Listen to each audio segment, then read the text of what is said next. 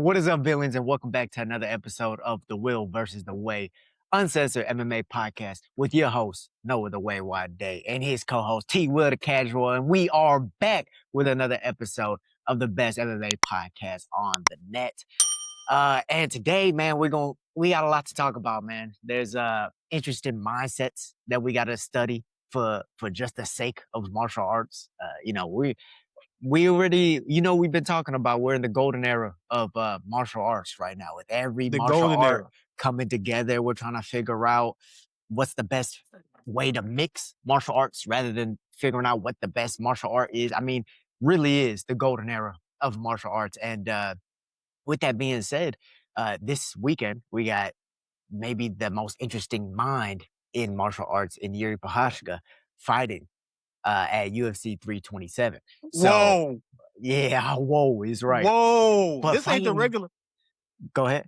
This ain't regular JIRI, though. This is God mode JIRI. When he cut the hair off, it's a different JIRI, bro. This is a different JIRI, and he's also fighting a different fighter in the technician in Carlos Ulberg coming out of City Kickboxing. And that don't mean that. Of course, we're gonna get into that don't mean shit. Of course, we're gonna get into breaking that one down. Of course, with the casual analysis and the expert analysis over here. Yeah. But well, you said yours is what? The expert analysis.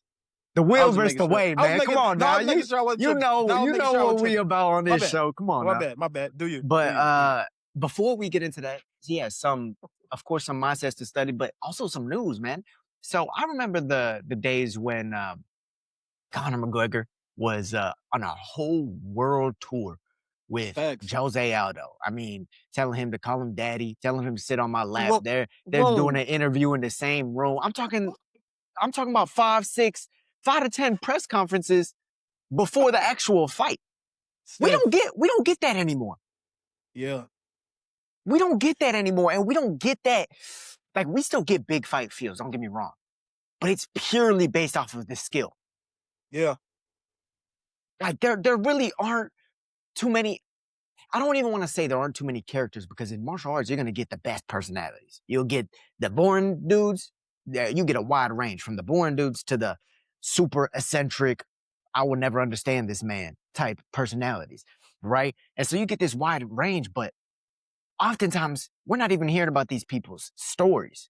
We don't get the backstory unless we're like listening to podcasts and things like that about them, or maybe they're fighting for a title, so it's like their 8th fight in the UFC before we even hear anything about them. And Khalil Roundtree was talking a lot about this. He was like, I don't want to wait until I'm a UFC champion to tell my story and be able to help somebody out, right? But you answered it though. There's nobody in the UFC that's like Conor no more. And when you promote fighters, they have to be able to promote themselves. Conor almost died by the nation of Russia. Did you hear what I'm saying? The United States of Russia, he almost died because of the things he did. Now, when Dana promotes you, you have to make money on the backhand. He's not just going to give you money for you to say, it's mine. This is slave master. All right? So there's no more personality in UFC, bro. That's not They changed true. it to just style. Okay, the best fighters. Oh, okay, how about this? The best fighters right now don't have no personality like that. Alex and then you're gonna say, nigga, just say Chama. And he's an Amazonian warrior. No, but fuck that. But you're talking about his style. You're talking about his. No, that's not his style. That's where he's from. That's his background. Okay, I'm about to. And he don't even speak English. Okay, let me not say that. It's messed up. I'm not going to do that. I'm not even gonna do that. All you got is Chama. Now, that's my dog. But Chama ain't going to make it. All right? That left hook just get in the ring. You just get in the ring and knock somebody out and ka-ching. Look. See, and Sean, you going to say Sean O'Malley. Sean is a frat dude. He's a spear. He's with shorts. I wouldn't even say he's that big of a personality, I'm about to say, so to speak. I'm about to say. Sean Strickland's a bigger personality. But he's racist. So that can't win. That has to win. What are you talking about? He has one hard ER before everybody blows his homer. It just take one. It take one hard ER before it gonna start a union against this man. So the point behind this is we will never get another Conor McGregor if they don't treat. treat the fighters the same way they did back when he was around. So yes, he did his part, talking shit, predicting fights, and then knocking people out. That's Obviously, crazy. that's the perfect recipe to become who you Yeah. want to be. There are But people who still do that, like an Ilya Topuria, oh, I see where you're going. who I see where you're going. who don't get that same promotion. But apparently, I'm hearing that they were actually offered a world tour for this UFC White House card. Justin Gaethje and Ilya Topuria were offered a world tour, and from the looks of it, from what the managers and the UFC PR were saying, is that it was declined.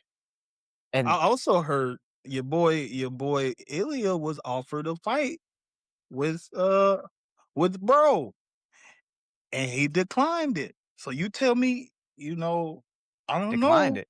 Last time I checked, That's what no. Islam said.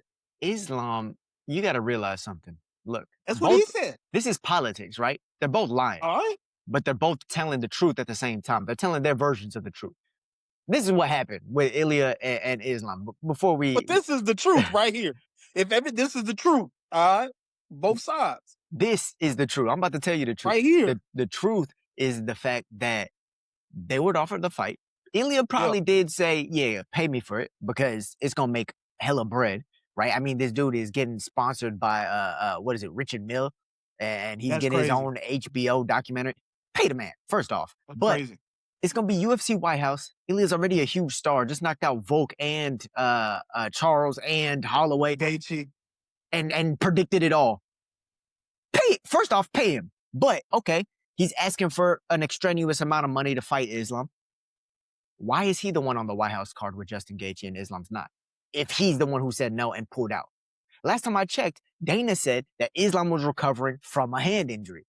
And last time I checked, this was apparently hours away from being official for the UFC White House before now it's Ilya and Gaethje. So Ilya is the one who pulled out.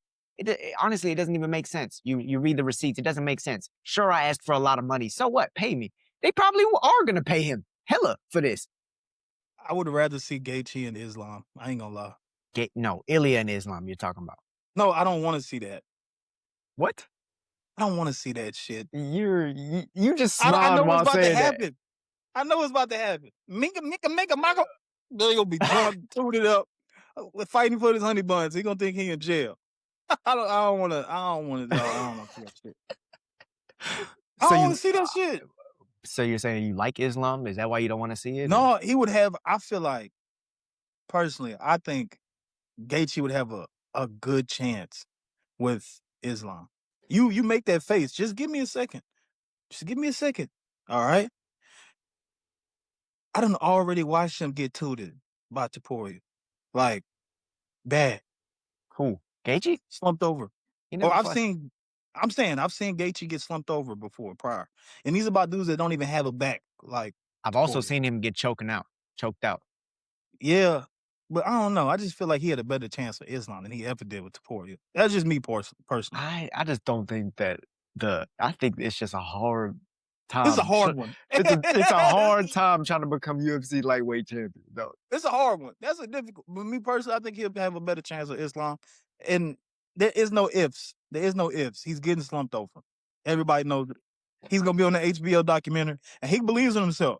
Cause I ain't gonna lie, he an old man, and he came from a lot of shit. He came up.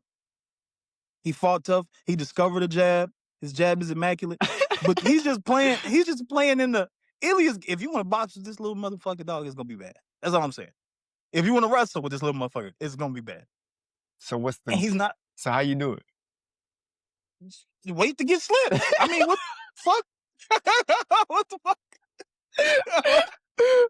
You just waiting on getting slapped. And the coaches know, but they gonna hype his ass up. You gonna go in there and whoop his ass. They know damn well they gonna get ready to wipe his head and shake his legs. Oh, that's fucking hilarious. But going back to the whole like world tour thing, apparently they said they were talking to the UFC. They were saying, I thought it was massive. It helped build Conor the way he is. It's fucking crazy. Why aren't you doing that?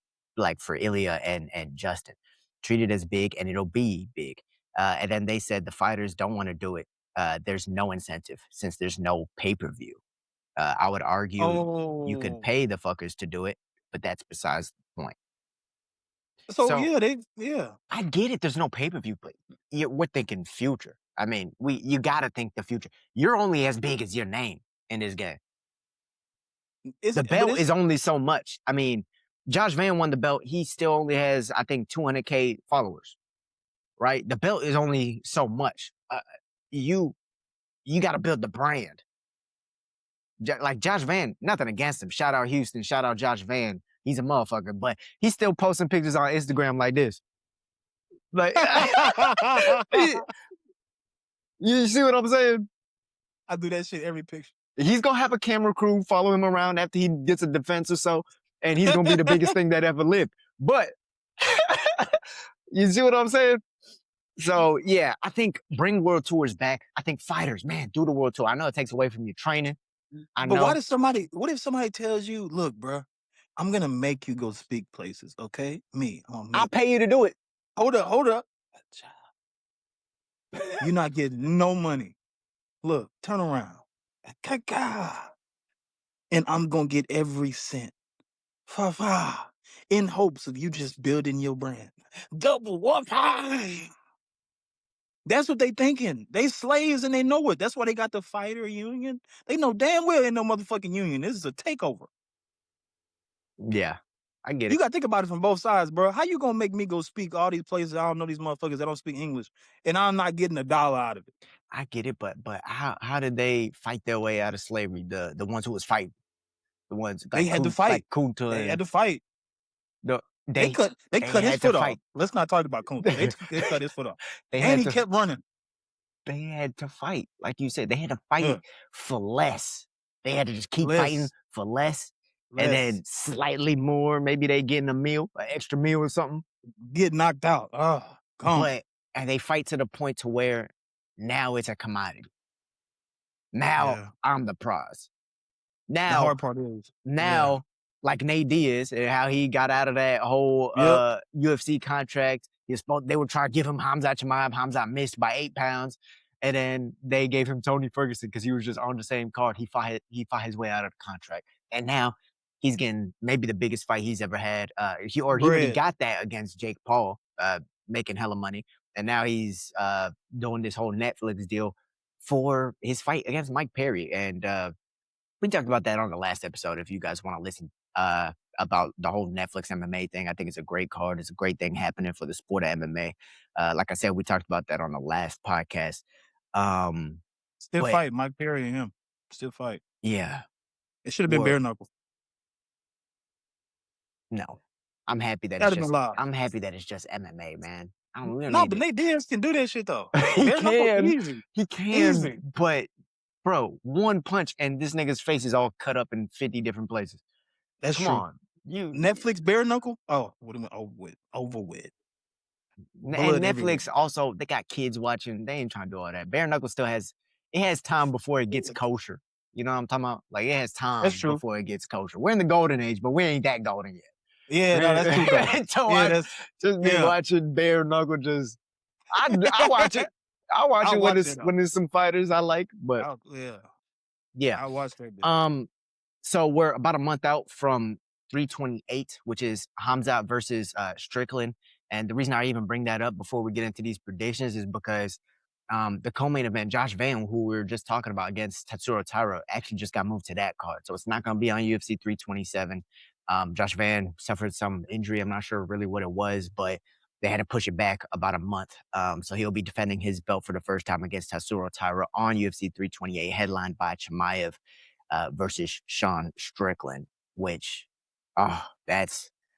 they gonna need so much security before that. We just gotta hope. Oh, he's saying something racist, of course. Yeah, easy money. Let's get something boiled up. Yeah, bro. Sean's saying something vigorously racist. Sean gonna talk about people he not fighting in the crowd. Yeah, they are gonna need so much security for that fight. I just hope we make it to the fight, honestly. This would be the cool thing if they'll just switch it up. Like they have a conversation with each other. All right, bro. They know we gonna say some terrible things. Let's just be nice and cordial. Let's be nice Nah, and give us what we looking for. Get you Fuck all that. Give us what we looking for, dog. We were just talking about it. I want that hype before the fight. He got enough. You He know? got a lot of juice about Russia. Oh, I ain't gonna lie. Sean, This is Russia versus United States. Yeah, he's the he one. has bullets in his words for sure. He's bullets locked and loaded. He's ready to talk. Hey, Chimaev, all you gotta do is say what's up to him, and he on that. He's on that. He's on that. He want to fight, brother. He want to fight. You're saying calm too. Facts. Slap you. He's on that. And then last thing before we get into these predictions, Shavkat Rakhmanov, man. Unfortunately, but he's not even gonna fight this year, dude. We haven't seen him fight in what 2 years it's been since his last fight against Ian Gary that he won, and then he was supposed to get that title shot against Bilal Muhammad, but that never happened. This is back when Bilal was champion. He was supposed to. What's wrong with him? He tore his knee because Ian Gary was stomping his knee in that fight. So he tore his knee. He needed surgery.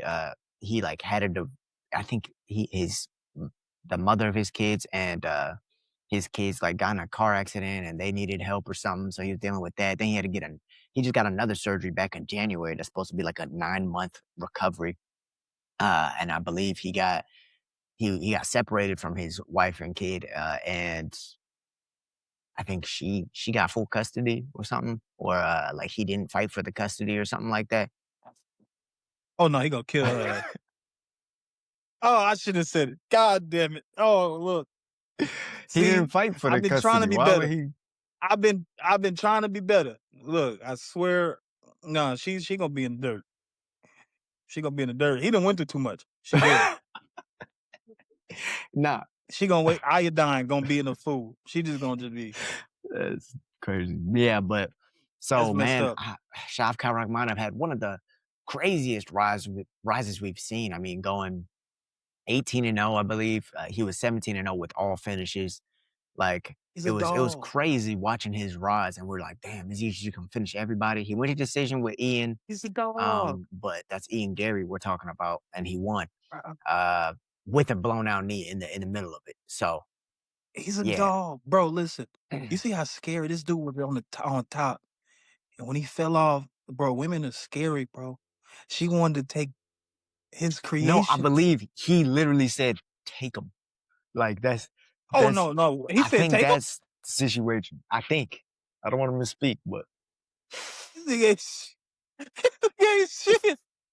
Damn, I'm getting on women. Women love. Okay, it's all love, but not the vindictive ones. Damn, he said give him away. Yeah, he's focused, I think. He's going through a lot, bro. No, you're right. You're right. I did hear about that. But online stuff be fake. You can't, online stuff. So we don't really know what the situation is, but we don't really know. Yeah. But if he did give him up to focus, you better win, because that's not good. All right.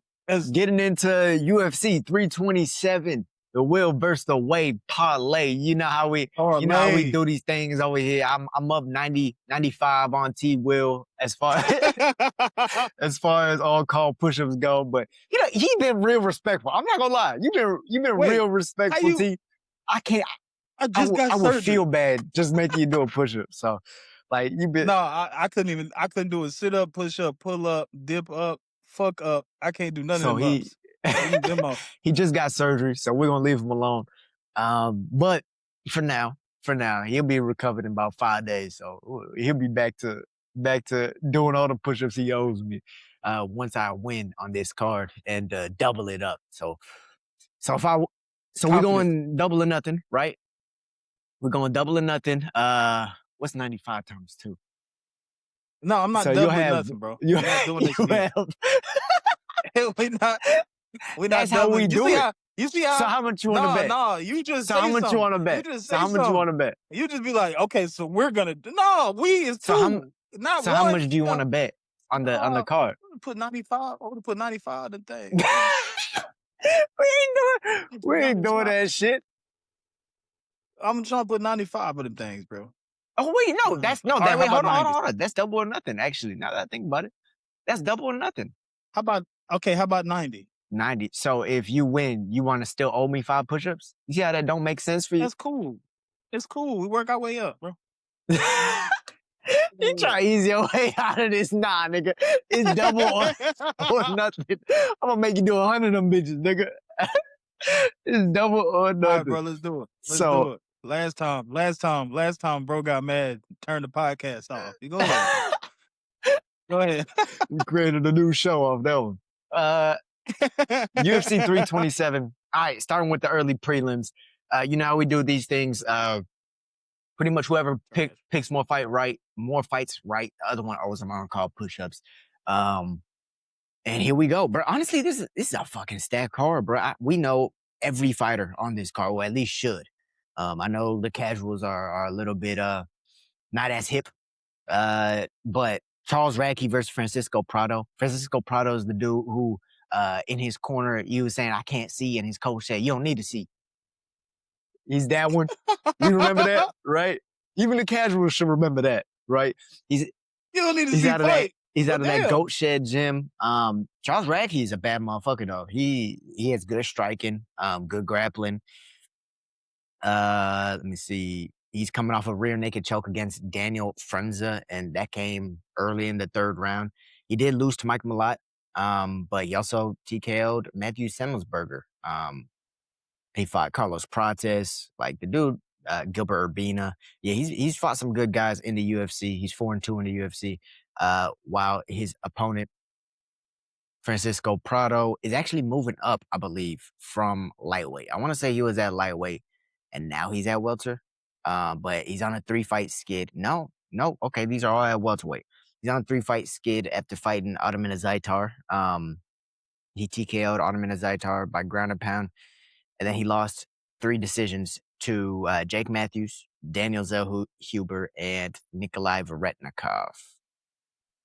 So, and that last one was a split decision that he lost. But he's currently 1-4 in the UFC and probably looking at it's like make it or break it right now. Francisco Prado versus Charles Radtke. Francisco Prado is 23, however, against the 35-year-old Charles Radtke.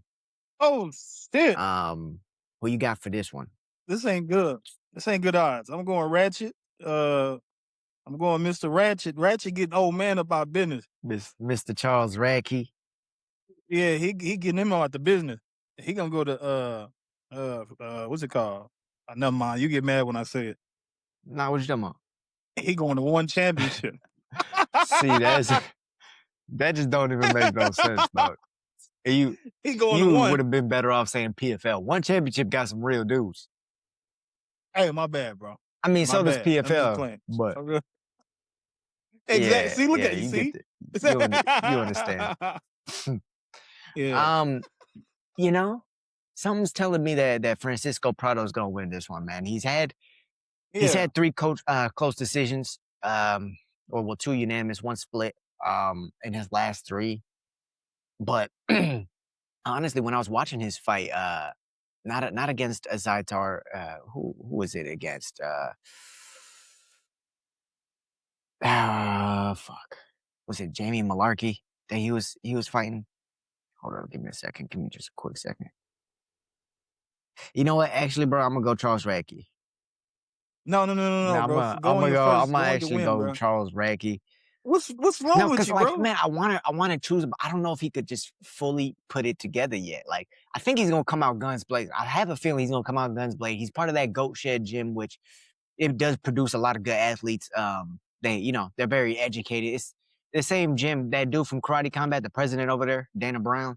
Yeah, he's the coach over there. I don't know how often he's over there actually anymore since he's been running Karate Combat and doing all these other business things, but usually they have good information. Hopefully we get to see a resurgence from Francisco Prado, but I am going to choose Charles Radtke. I'm going with your pick on this one.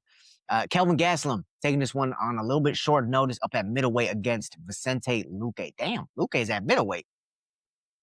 What? I'm going Kelvin Gastelum 100%. I don't give a damn. Kelvin Gastelum? Why you choosing? He's due for a knockout. He's due. He's still swinging and banging, getting punched, not feeling shit, getting back up. Bro, he got like a chin like an armadillo. Like, just hard as hell. Like, you can shoot that bitch and it'll bounce off and hit you back. Like, I'm going, bro. You know, that's a it's an interesting Vicente yeah, Vicente. Luque. So Vicente, he's on a 2-fight skid. He lost to Joel Alvarez, who's just a good fucking fighter. He lost, and then he also got submitted by Kevin Holland with the Dark choke, or Dark Man choke, as Kevin called it. Those were his last 2 fights. But before that, he submitted Themba Garimbo, who was supposed to be the next hot thing. Darshed him. I don't know how I feel about this one being at middleweight. He has had health concerns related to like head trauma in the past. He gets knocked out. He gets hit. Both these fighters get hit. The reason Kelvin Gastelum has a chin is because he's getting whopped up. He did come off of a decision win against Dustin Solsvitz, which he missed weight for. And then he lost to Joe Pyfer. Joe Pyfer beat the fuck out of him. In the first round, but then he had a resurgence and he won the 3rd round. But Joe Pyfer was putting hands and feet on, bro. Yeah. Joe Pyfer had a really good first round, to where honestly I thought he was going to get him out of there, and that would have been the first TKO loss of his career. I actually like that Kelvin's taking this one on short notice. Hopefully he doesn't have a weight miss. We've seen that way too many times from him. Bro, them tacos be good as fuck. If he knows his history with missing weight. He knows the UFC hates that shit. He's taking this one on short notice. Does it mean that he's staying ready? Is that what it means? Does it mean he's he's trying to come? Does it mean he's staying ready? Because his last win wasn't too satisfying either. Just because he missed weight and everything. Does it mean he's staying ready? And it's at middleweight, it's not down at welterweight, which we know he can make welterweight, so he's not too big for middleweight. And then Vicente's taking this one at middleweight. Maybe he's a little out of shape, or who knows what it could be. I don't know if Vicente was one more thing before we move on, because really we're supposed to be breezing through these prelims. Vicente who was he about to fight on this card? Man, you're not picking no damn Vicente Luque, man. Just come on with Kelvin. Look. You're not picking no goddamn Vicente. I've seen Vicente get hit so hard. He was supposed to fight Kyle Dawkins, but that one's not getting made anymore. Kyle's on the White House card. Okay, so this one isn't really that big short notice. Okay, yeah. I am gonna go Kelvin. You come over here to the dark side, so whenever we get to the top, you make different decisions. That's what you do. We do this every time. But I do. I see a darts coming. For some reason, I do see a darts coming from Vicente Luque, but he'll have to drop Kelvin for that to happen, because Kelvin will die before he taps. I've seen this shit. He'll die before he gets knocked out. He'll die before anything that happens in the ring. You're going to have to kill him. And I don't think Vicente's the guy. Vicente just may not be the guy. So the next fight, Chris Padilla versus Markel Medeiros. Not sure if you know these fighters. You have it pulled up, bro? Yeah. That nigga don't have shit pulled up. Yeah. They're both undefeated in the UFC. One is 4-0. Chris Padilla is 4-0. Markel Medeiros is 3-0 in the UFC. Both fighters are well-rounded. Both fighters are looking for the finish. Both fighters are coming off the Contender Series. So Chris Taco Padilla, and they're roughly around the same size. Chris Padilla has a little bit more experience, being 17-6, while Markel Medeiros is 11-1. Yeah. So who you got for that one? I'm going Madeira. Markel Medeiros. Okay. He, like I said, he has some good wins. He beat Austin Hubbard in a decision. That's probably my favorite win off of his record. But Landon Quinones, he beat him by decision as well. But he's also coming from Fury as well. So that's a good little background. That's the local promotion around here, Houston, and one of the top feeders to the UFC nowadays. So you're choosing Markel Medeiros. I'm gonna go Chris Padilla, man. I think after that. Oh wow. Yeah, I think after that win over Ismail Bonfim, like that's That's an impressive win for me. And I liked what I saw from him from there. But okay, now the prelims. We get to the prelims. We got Tatiana Suarez versus Loopy Godinez. Miss Tatiana. Miss Tatiana Suarez. You know, it's my girl. You know, it's my girl. It's my Olympic girl, wrestler. Olympic wrestler. She did kind of sell it when she went against Way Lee. She just got dominated, honestly. Wait, was it Way Lee? I believe it was Way Lee, right? She fought for the title. Yeah, she fought for the title against Way Lee, just got dominated. But then she did beat Amanda Lamothe right after that. She's a doll. So yeah, we know the type of wrestling she's bringing. She wants to wrestle, and she also submitted or dominated Alexa Grasso, just to give people she's a doll a sense into how good she is. But she's 35 going against 32-year-old Loopy Godinez.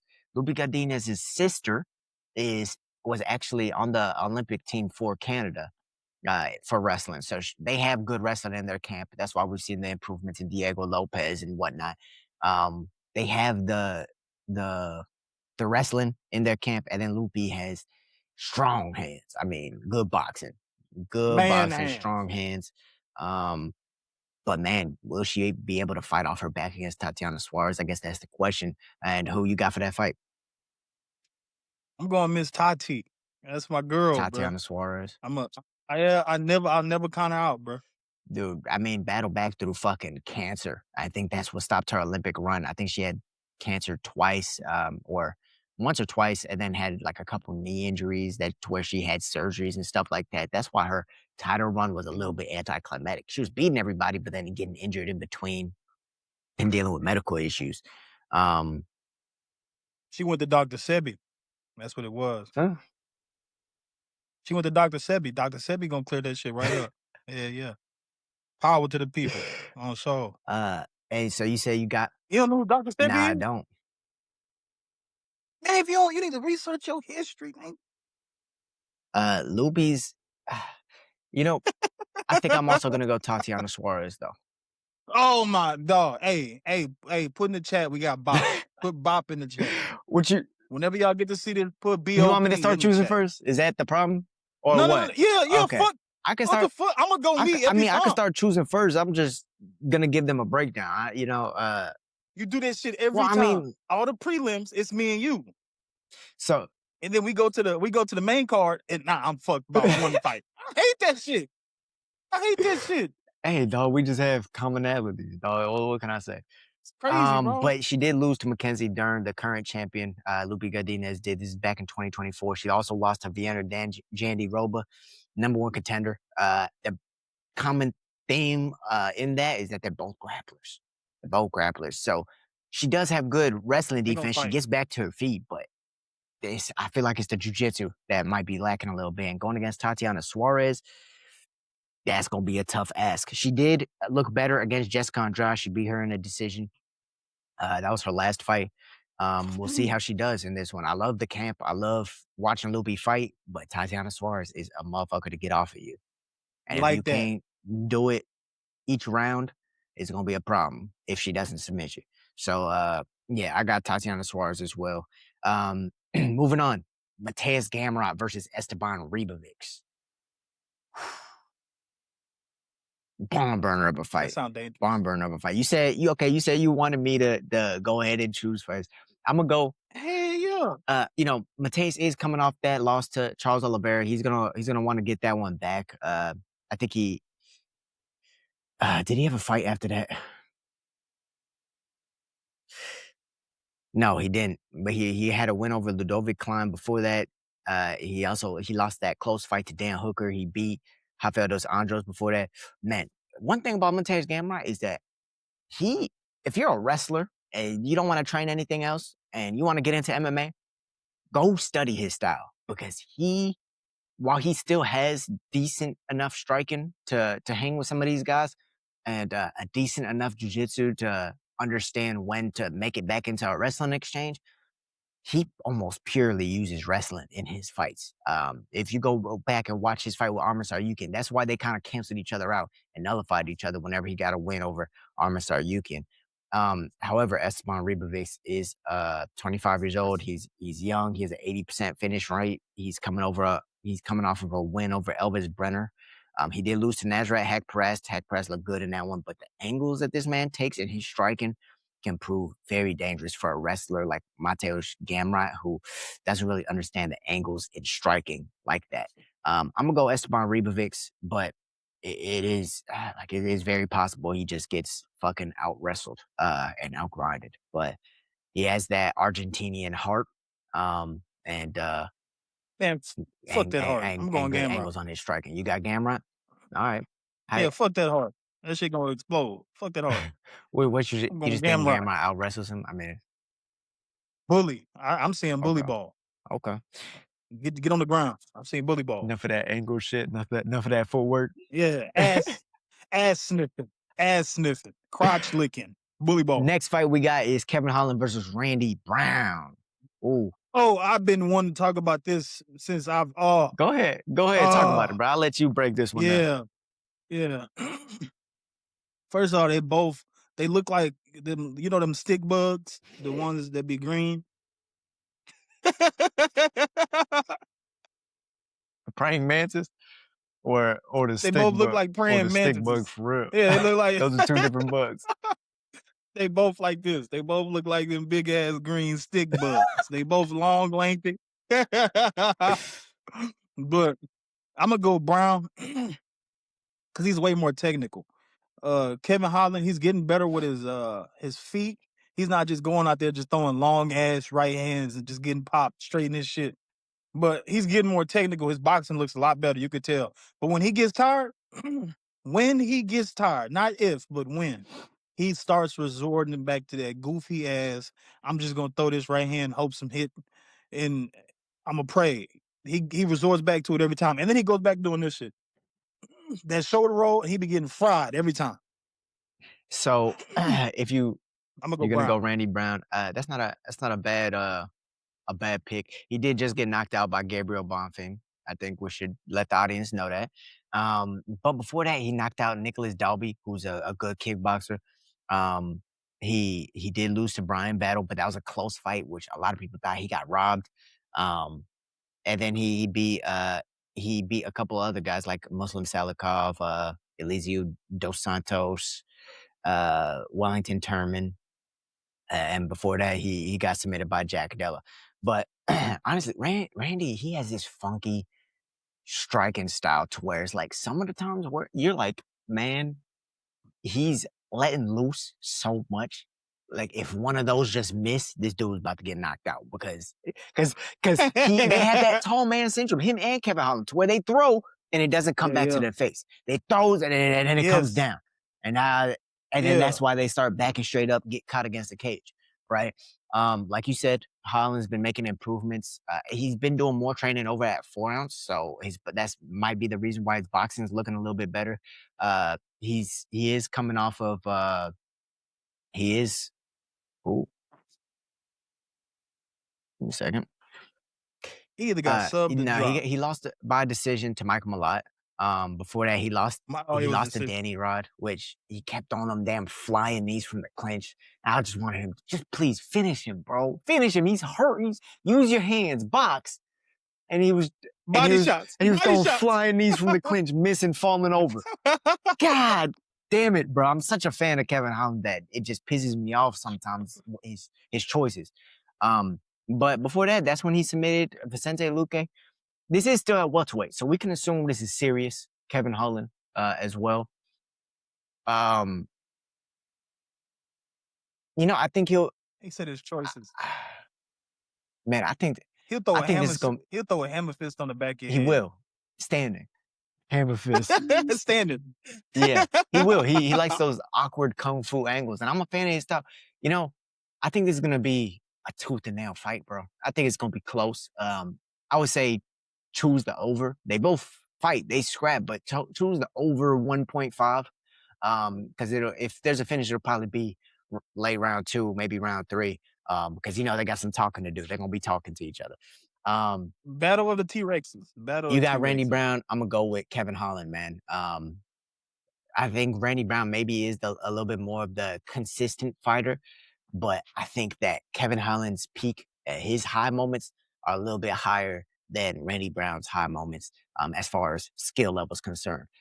Consistently, Randy Brown seems like he makes the better decisions, but Kevin Holland, when he's on, bro, like I've always said this, he looks like a potential world champion whenever he's on.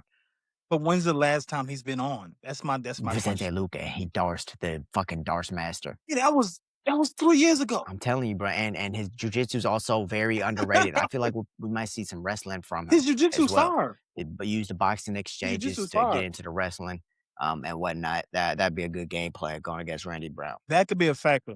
That could be a factor. I think you just said it. He could possibly come in here and just dominate on the ground. Are you hearing these prelims though? These are fire. These prelims. These are prelims. And then the next one, a lot of casuals might not know about Patricio Pitbull versus Aaron Pico. Bellator versus. How do you not know about Pitbull? You should. Even before he got into UFC, Bellator champion, multiple weight classes. He's like that. He's been like that. UFC, he hasn't had the best run. He got robbed. He lost to Yair. That was pretty cut and dry. But then he beat Dan Ige, right? He's 1-1. Dan Ige and him was a good fight. Dan Ige and him was a good fight, and he ended up turning it on. You saw the combinations. Yes. It seemed like he really started finding that flow, and that's it take time. But how does it take time when you've been in this game? He's 38 years old. Pitbull, he old, he fuck slow. It take time. You got to rev up the engine, man. You can't just get in there and start humping real fast. He fuck slow. He like listening to slow music first. See what I'm saying? He gotta get in there. In this fight, he's going against the total opposite. 29-year-old Aaron Pico comes out like a fucking firing cannon. You gotta dive in. Pause. You gotta dive in. If he dives in and turns, it's not gonna last long, bro. Because Pitbull really got them out. So this is a little bit more like patient boxing in Pitbull, with a jiu-jitsu background, a crazy jiu-jitsu background. He has good jiu-jitsu versus an aggressive, more combination and body work heavy Aaron Pico boxing style against that wrestle jitsu type deal. Like, man, he's gonna box you, and then if you swing back, he's gonna wrestle you. I fuck with it. The only reason he fucking lost that fight against Lerone Murphy because he was working that body was that fucking just spinning elbow. He just got caught, man. He got caught, and that really it irked me because I was like, dude, Lerone don't finish nobody, but it would be this hyper aggressive ass nigga that gets finished. It would be this exciting ass dude that I want to see fight for the chip that gets caught. But yeah. You said you want me to pick first. I'm gonna pick first on this one. You can pick first on the next one, but I got Aaron Pico in this one. Perfect. Like you said, the fuck slow versus the fuck fast. I think the fast starter is going. You see all these fights in the prelims, like it's gonna be hype, bro. It's gonna be hype because it's such a great card. I feel like the atmosphere is gonna come into play and they gonna scrap right away. And if that happens, I see Aaron Pico being able to get the job done. But it is very well that he also gets caught and dropped. I fuck with it. I fuck with it. Fuck with it. I'm going Pitbull, no rubbers. Pitbull, fuck slow, no rubbers. All right. No rubbers. I'm going Pitbull, fuck slow. That sounds like the married life to me. He said he's married to the game. I hear you. He's married, bro. I'm coming Pitbull, bro. Paul. He's like, bro, I'm telling you, when he came into UFC, I was like, okay, he's one of them that's like that. Yeah. He's one of them that's like, he lost a couple, but I'm like, I could see, because he lost by decision the first two. I was like, bro, just one. Really just cold. One. He just lost to Yair. He lost one by decision. I was like, bro, this dude's actually cold. It's just taking him a little bit. Yeah. All he got to do is switch up one thing, and he's like that. And the thing is, I think he found it though, because towards the end of his Bellator career, when he did lose like one or two fights or something like that, it was because he stopped throwing combinations. He got used to just pop shotting people, kind of like the whole downfall of Adrian Broner. I don't know if you know much about that, but in the boxing world, Adrian Broner was like that, talking shit, brushing his hair, knocking people out. crazy combinations, crazy counters and stuff like that. Crazy. But then he just got too used to countering all the time, too used to throwing one shot Start and knocking him moving. out. And that's kind of what happened to Pitbull.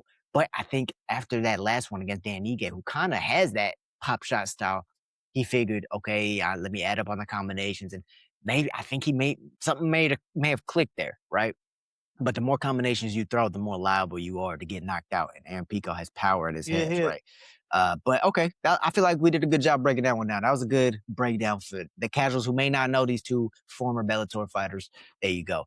Oh, they know everything about main card. Main card. Yeah. Cub Swanson. Moment of truth. Cub Swanson's last fight in his career against Nate Landwehr. Nate the Train. You know, if he wins, he's going to have a whole monologue to say, and he ain't the only fighter on this card who I could say that about Josh Hokit in the co-main event. He'll lick your blood. He'll lick your blood, lick your earlobe on the fence. Nasty motherfucker. And then start talking in third person. Nate the Train, don't lose. I'm Nate. I'm Nate. Start talking third person. Perfect fight for Cub Swanson to walk out on. Yeah. Yeah. Because Cub is that guy to where he's the one, Yeah. he is the consummate mixed martial artist to where you used to watch movies, you used to see a fighter and immediately like Cub Swanson looks like the stereotypical fighter. Got the tattoos on his chest. He literally has been in so many movies. He's an absolute legend. Great jiu-jitsu as well. Good judo, good throws and stuff like that. Going against, it's going to be a bar fight though. Because you know who you're gonna pick, bro. We don't even gotta do all this. Come on, come on. Fuck. I know you're going Nate. You don't gotta do I'm this not even yourself. going Nate the Train, dog. I'm not even going Nate the Train, bro. I think I'm gonna go Cub, dude. I think I'm gonna go Cub Swanson, bro. I'm trying to help you. You trying to help me, but are you really helping me though? I'm helping me. Nate gonna beat the shit out, bro. So you're going Nate the Train. I watch Nate lick a man blood. That's a vampire. Listen to this. I want you to hear something.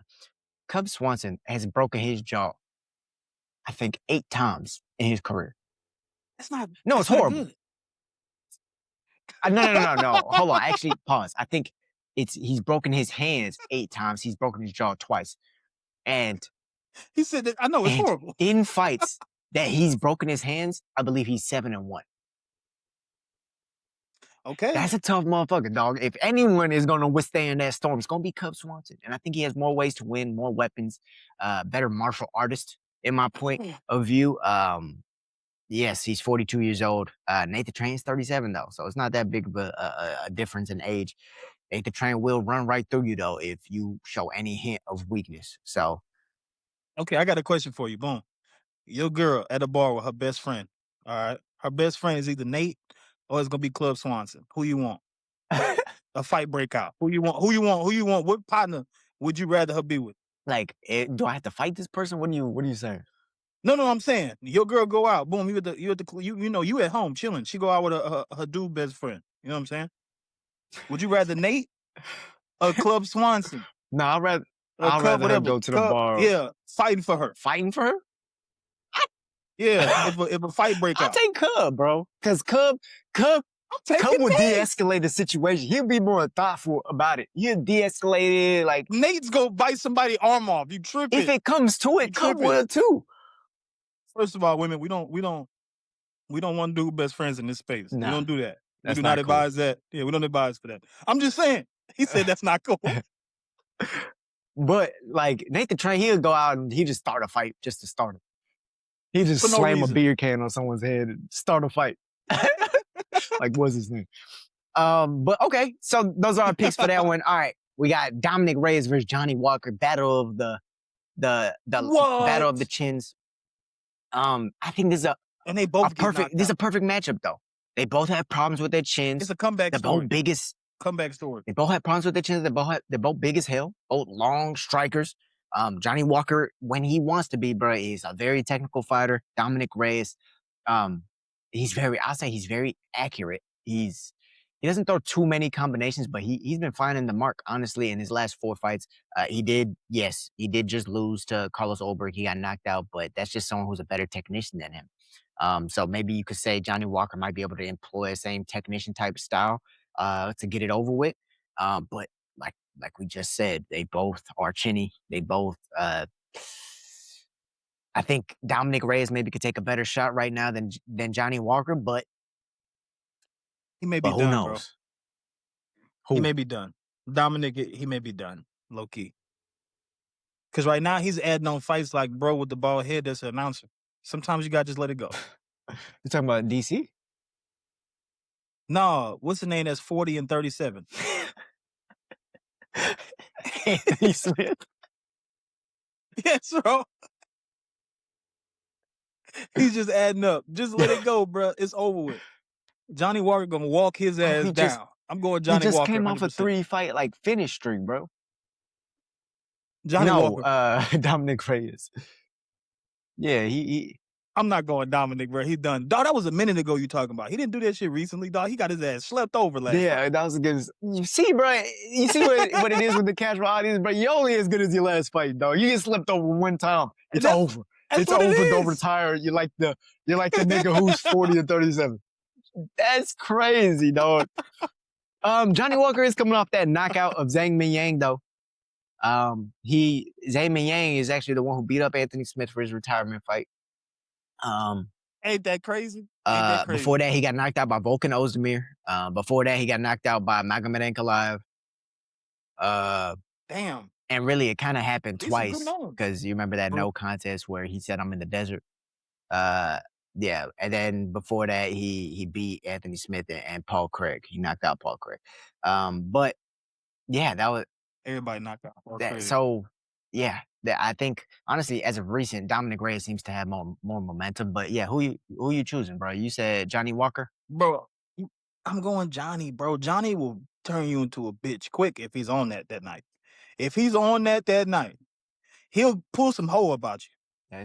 You gonna see Dominic. You know how he always look pissed off. His eyes gonna get big. Like, oh, I'm scared. I'm telling you. No, He got one flying kick to the nose. Big athletic nigga. That's a scary sight, bro. I hear what you're saying, dude. I think Dominic Reyes, man, on his rise, he did kind of capitalize off of fighting overblown middleweights a bit. He beat, I think he beat, was it Anthony Smith? No, I think it was like Rashad Evans or and Jacare Souza. Man, I forget. His ass almost beat John Jones. He did almost beat John Jones. Give me just a second, because on his rise, he ever fought Gustafson? No. That should have been a fight.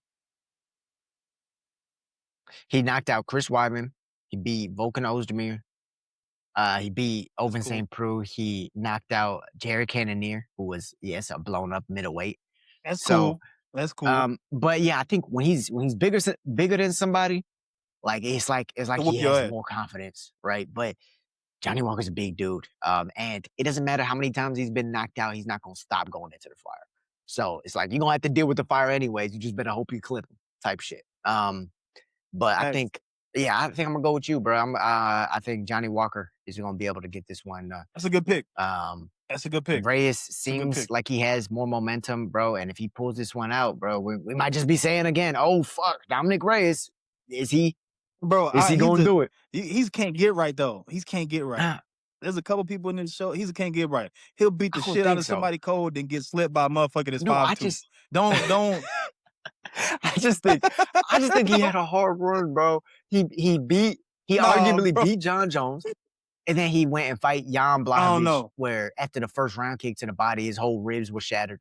Like, and then he got knocked out. Then he fought Yuri, another nigga who just don't go to bed and will hit you hard as hell. Just don't go to sleep. And he really knocked out Yuri mid-fight, but Yuri just woke back up, came back, and just threw 4 spinning elbows to knock him out. So like that's hard, bro. It's a hard run. And then I think why he never fight Gustafson? They were the two closest to whooping John Jones' ass. That would have been. It would have been, but Gustafson was on his way out at the time of Reyes' rise. But yeah, then he went and but Dominic then knocked out Nikita Krylov, knocked out Anthony Smith, and so like he's on a good run. I bet everybody got Anthony Smith on the list. Everybody got that. Everybody. 37. Everybody got a dub off that. Everybody. That's the UFC pass around. Everybody go get him. All right. Moving forward. Okay. Shout out, bro. Shout out, bro. Yeah, shout out, bro. I ain't Moving trying to talk forward. about it. I'm just going off We this got shit. Curtis Blades in the heavyweight division against Josh Hokit. Josh Hokit is doing some WWE shit. I don't really know Josh Hokit is the one who you remember that fight where with two heavyweights, it was a big black dude and then a smaller like white dude who really should be a heavyweight. But he like had a bandana on afterwards and gave that whole speech. The one where he beat the dude up, dude was tired and he flicked him off and the ref stopped it. Remember that one? He like he kneed him to the body, was beating him up, dude started running away. Itty bitty, he's like 230. He's like 230, fighting at heavyweight. That ain't a good thing. Bro. But do you remember that fight where he literally walked away, flicked him off, and then the ref stopped the fight? He finished him with a middle finger. And that shit was crazy. And then he had that whole speech about how he the greatest thing that ever lived, and he wanted to beat up your favorite fighter because he's because what did he say? He's what do you call it when you ain't shit dad? Like you got a bunch of kids that you don't take care of. Apparently Waldo Cortez Acosta had 9 of them. And he said he wants to. But how he ain't shit said because he don't take care of them. And yes, he's getting paid. You would think. That's why he's fighting so often. Acosta. But yeah, Josh Hokit says he that's who he called out after that win. He wanted to fight. He called out bro because he doesn't take care of his kids. He said we don't do that shit in America. So he's playing this whole American role. They do that shit in America. What are you talking about? They do it every day. In his America. Not in his America. He said, hey, you was talking about speaking English, about building fights. He said after the Contender Series, Josh Hokit was the one who said he believes that if you don't speak English, you shouldn't even be in the UFC. Okay, that's bro, this nigga is wild. He's wild. He shows up to his press conferences, doesn't let them ask no questions. He just starts rambling. Bro, you need to watch this, dude. He put that's a lot of targets because I ain't gonna lie, Acosta, he's definitely on the rise. That's why he said I gotta knock bro out. Yeah, but he's fighting Curtis Blades, bro, in this heavyweight division. So he shot up quick. I can't see He had 2 fights. I can't see a mini-me. He had 2. Yeah, I can't see a mini-me knocking. Go on. He had 2 fights in the heavyweight division, and now he's against Curtis Blades. Big jump, because he was fighting top 20 in the heavyweight division, or like top 30 or whoever, however many fighters they have. You know, it's not a very deep division. And now he's going up against Curtis Blades. All-time great in the division. Yeah. Only losses came to Ngannou, Aspinall, and Derek Lewis. Off some freak knockout. Derek Lewis. The best motherfuckers in the. Yeah, that's his only losses. So he's only 8-0. Curtis Blades is 19-5. So like it's like the experience difference. We're gonna be able to see if Josh Hokit can hang with him. It's the wrestling, bro. The wrestling. It's gonna be the Curtis Blades. But Hokit, the thing is, Hokit uses his wrestling, especially with his mindset. Like he breaks people. The 2 fights we've seen him in, it hasn't been a fight. Like he's just beating these dudes down. These people are fucking broken and tired. He's taking them down, beating them up, letting them get up, boxing them and kneeing them and just bar fighting them almost. But with the wrestling mindset, but with the wrestling mindset of you gonna break before me. Now it's hard to do that with another wrestler who has that mindset like Curtis Blades, and then who's weighing 258 pounds. Probably 260, 265 when he coming in. But Curtis Blades just had a close fight with a UFC newcomer in I think Razvan Kuniev was his name. A very close fight where he really had to wrestle fuck him. So wait, say that one more time. He had to wrestle fuck him. Yeah. So all the Russians should put that on a board when they walk in the gym. The wrestle fuck. So yeah, I don't know how this one's gonna play out. Yes, you do. Stop doing Curtis that shit. Blades versus Josh Hokit. Fuck, who you got? I got on the Blades, bro. I'm staying where I'm sticking with the people I came in on the horse with. I'm going into unless it's a new era, and then little bro's coming in that's 5'8", heavyweight, knocking big motherfuckers out. But I can't see it. I just cannot see it. I feel you, bro. And honestly, a big part of me wants to choose Blades as well because I feel like he's such a vet that he's not gonna be. He's gonna be composed. He's gonna be composed in it. Sometimes, though, it's like he could be too predictable. Like when he got knocked out by Derek Lewis, everyone in their mom knew he was shooting a takedown. Derek Lewis knew it too and threw an uppercut. And in the heavyweight division, that's really all you need sometimes. It's just as, yeah, he's bigger. He has the wrestling. It feels like everything's in Curtis Blades' avenue. His camp. But I do think Josh Hokit is bringing a style that is more new age, like you said. He's not just looking to wrestle. No, he's not just looking to wrestle fuck you. He's looking to employ the wrestling grind on you through mixed martial arts. That's what he's at. And he's gonna tag your body. He's gonna hit you hard. Anyone can get put to bed, right? I think his decision making is gonna be a little bit better than Curtis Blades. I think sometimes Curtis Blades' IQ kind of suffers a little bit, fight IQ. Fuck, bro. I think I'm gonna take the 28-year-old Josh Hokit to steal this one, man. Could be a decision, but I think he might steal this one, bro. You got Curtis Blades. All right, now we get to the co-main event, bro. God damn. Yeah, I know, bro. Fight after fight, right? Paulo Costa versus Azamat Murzakanov. Oh, easy money. Easy. I'm starting to fuck with Paulo, bro. I ain't gonna lie. I'm proud of bro. Because he was getting embarrassed. His ass was getting taxed and waxed. And his ass came back. He stopped talking and started grinding. Okay. His ass started grinding. He started looking impeccable in fights. His last fight, bro, he looked really good in it. Yeah. He started to, the mistakes are... He beat Roman Kopylov, yeah. Yeah. He looked cold, bro. He's starting to look good. I'm going Paulo Costa, bro. Yeah, I think he's looked good in his last 3 fights too against Robert Whitaker. Even Sean Strickland was a little mid of a fight, but then like you said with Roman Kopylov. But this one's at light heavyweight, man, against the undefeated 16-0 Azamat Murzakanov, who I think is 5-0 with 5 first-round finishes in the UFC. He's really a wrestler, but he just is knocking people out. You get that a lot in these heavyweight division or heavier divisions. But really, it's the battle of secret juice versus openly juicing.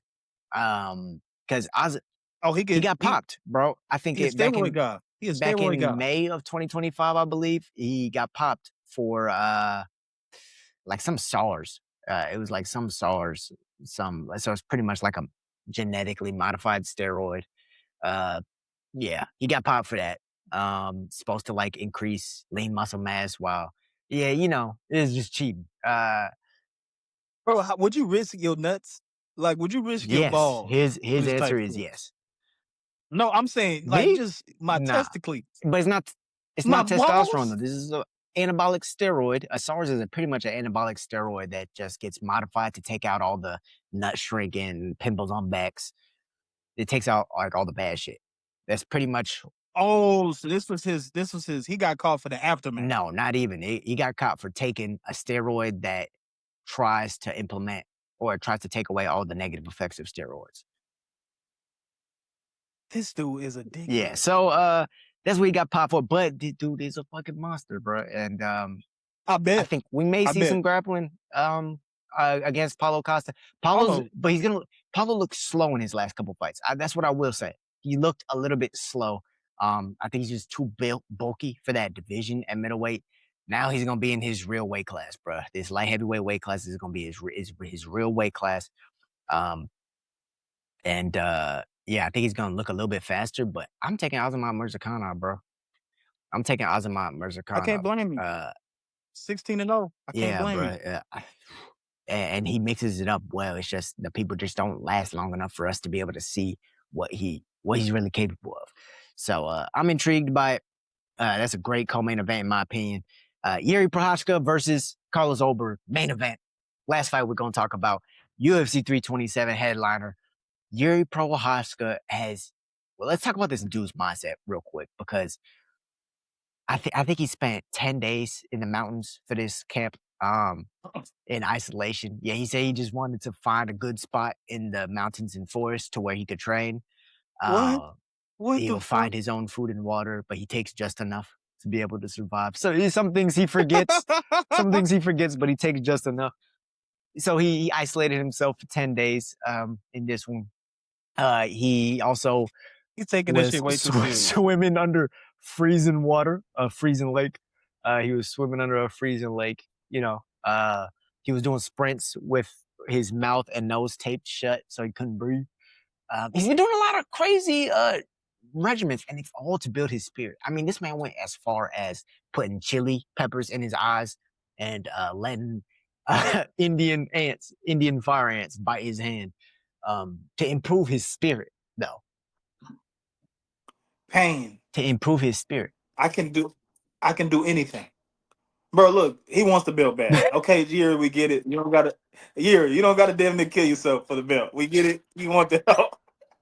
We fucking get it, bro. We get it. As a society, we all understand you want that help. But damn, bro. What are you doing? What the fuck are you doing? What are you doing? He's showing us the way, though. Like, dude, there's all these people like Ilya Topuria in all these fancy training centers, all the fancy equipment. It's like Rocky, bro. It's like the Rocky movie, but in real life. Like, you get all the fancy equipment and shit like that, and then I'm punching trees for 7 days straight. I'm shadow boxing for 24 hours, the same combination. I'm building my spirit up and using what's around me, being in nature, isolating myself. And now, and bro, he's onto something, bro, because the spirit, you don't, like, this is something people who haven't fought before won't understand this, but your spirit is a big part of fighting. Most people who get finished in fights quit. And I'm just going to say it, like, you hate to say it, but I'm just going to say it straight up. They quit. They don't actually get knocked out. A lot of them don't actually get knocked out. They get hit, something doesn't feel right, they curl up, and the fight stops soon after, right? But JIRI has never quit a day in his life. I mean, this man is undefeated if he never fought Alex Pereira, right? Alex Pereira is the only person who really showed that he had a stronger spirit. And we can all believe it, right? We can all believe that Alex Pereira has a strong spirit, right? Am I wrong? The fucking comeback kid, right? As Izzy calls him. But yeah, JIRI, he builds up his spirit, and bro, it's a real thing. Because when you're in there, bro, and back's against the wall, you're getting mollywopped up or whatever, you're tired and shit like that. That's what's gonna come out. It's gonna be your raw fucking spirit. Whatever's driving you to win that fight is gonna come out. And if nothing's driving you, you're probably gonna curl up. And if it's just money, you're probably gonna curl up. And we saw that against Roundtree, right? Roundtree was looking like a striking phenom against JIRI.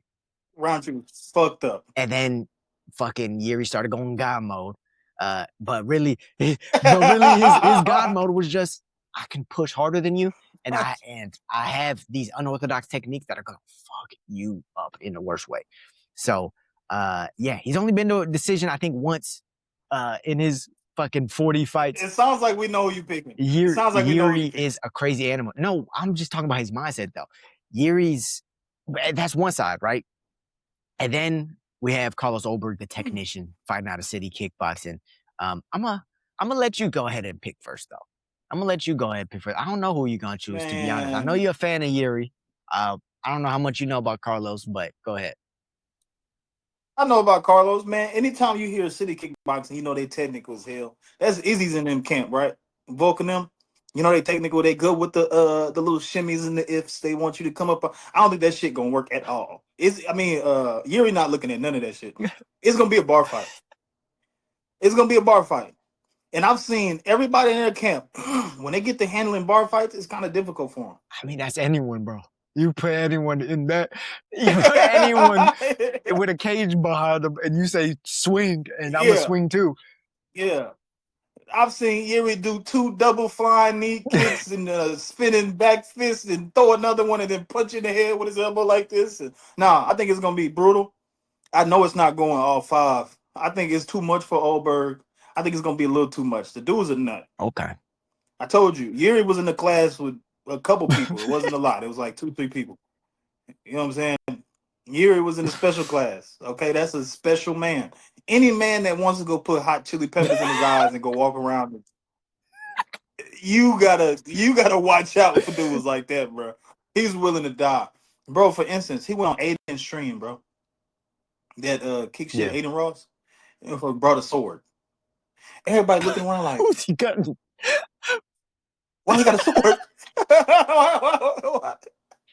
Why? What the fuck he came with a Yuri, sword? bro. But yeah, bro, he's a The nut. Bushido The code. dude's a nut. I'm going Yuri too. He just got his degree. My boy just started a family. You know what I'm saying? He cut that damn thing off that horse hair off his head. And yeah, and he's evolving. And it's gonna be I think a couple of days before the birth of his child. And so that's a lot of people. Yeah, he's having a people baby. are saying, man, that's even another reason why Yuri's not gonna lose and stuff like that. I'll give you one thing. The bar fight is a problem for Carlos Ulberg. The one time we've seen him lose in the UFC, he did get knocked out by Kennedy and Senjuku. Shout out Nigeria.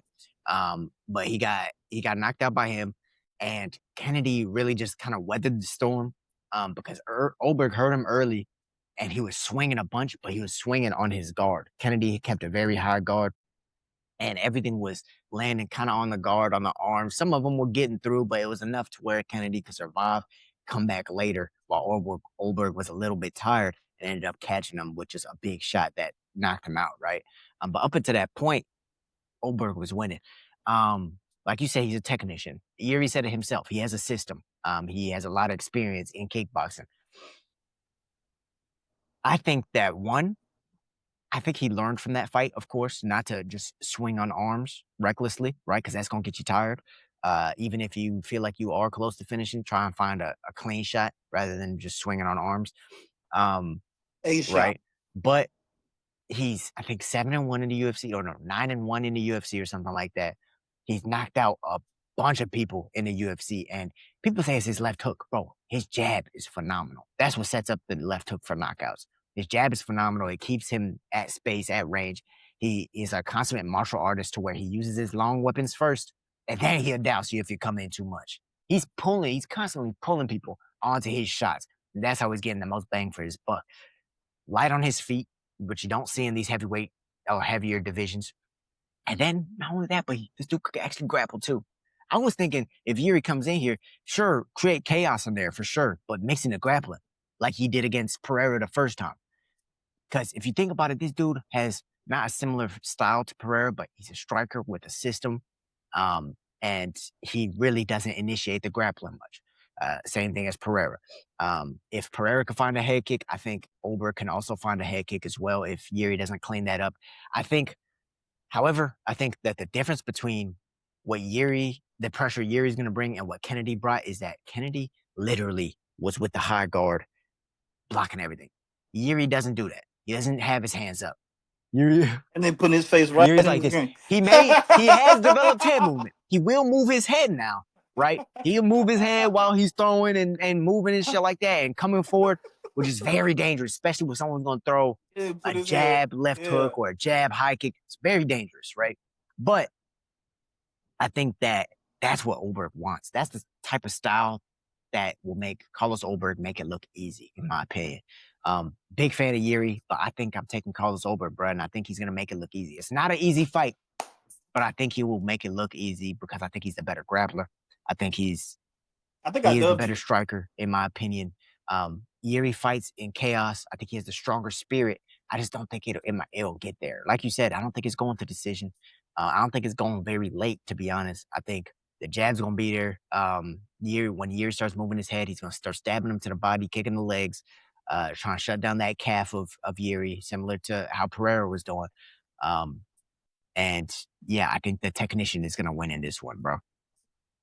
Oh, I think I dubbed you. I ain't gonna lie. Hopefully I broke it down enough for the guys in the back. Villains, let us know y'all's prediction for UFC 327. We've been right a lot. Put bop in the chat. We've been right a lot on this channel. And whether I'm winning or T Will's winning, y'all getting the best breakdowns in the game. Y'all getting two different perspectives from it. And I hope you guys know that. Coming soon on the podcast, we got Jiu-Jitsu world champions on deck. We got karate world champions on deck that we're going to be talking to. So guys, stay tuned. Every episode's a good episode to watch the Will versus the Way Uncensored MMA podcast. Don't forget to like, comment, subscribe. This has been your host, Noah the Way Day, and T Will the Casual on the Will versus the Way. And we out. I dubbed you this one. I dubbed you. You fucked up on this one. I got all my push-ups back, fuck nigga. What's up, villains? New episodes of the Will vs. the Way Uncensored MMA Podcast drop weekly. Make sure to check out our most recent episodes and latest interviews that we've had on the channel. Thank you guys for watching, and don't forget to subscribe.